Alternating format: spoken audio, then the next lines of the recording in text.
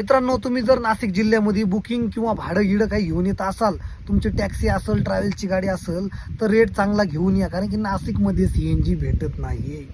नाशिकमध्ये खूप जाम केलंय 8 दिवसापासून मित्रांनो.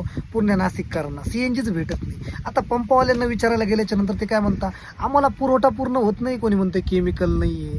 तर याच्यामध्ये चुकी कोणाची माहिती आहे? पंपवाल्यांची अजिबात चुकी नाही. सगळी चुकी आहे एमेंजल कंपनीची. मला एमेंजल कंपनीला सांगायचं आहे, तुमच्याकडनं जर पुरवठा पूर्ण होत नसेल पंपांना, तर परमिशन देऊ नका ना. नाशिकमध्ये एवढे पंप खोलून ठेवले, पण त्याच्यातले निम्मे तर बंदच आहे. कारण की पुरवठाच होत नाही, तिथपर्यंत CNGच जात नाही. तर कशाला परमिशन देता तुम्ही? नका देऊ ना. एक तर तुमच्या एमेंजलचे रेट पण जास्त आहे.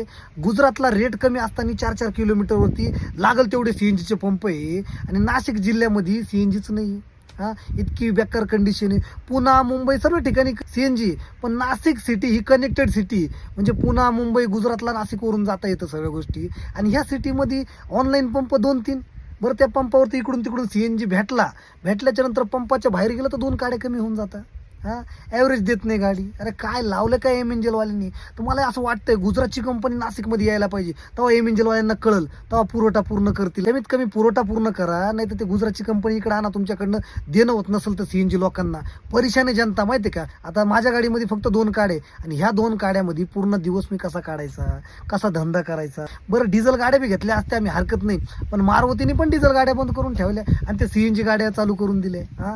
पुन्हा मुंबईला ठीक आहे, तिकडे भरपूर CNG भेटतो, पण नाशिकला खरंच CNGचे खूप हाल आहे मित्रांनो. त्याच्यामुळं बुकिंग घेऊन येत असेल तर टाईट रेटमध्ये या, व्यवस्थित रेटमध्ये या. कारण की इकडून तुम्हाला पेट्रोलवरच जावं लागणार आहे, लक्षात ठेवा. आणि हा व्हिडिओ जास्तीत जास्त शेअर करा तुमच्या जवळच्या मित्राला ज्याची CNG गाडी आहे. आणि माझ्या व्हिडिओमध्ये काही तथ्य वाटलं तर मला फॉलो नक्की करा.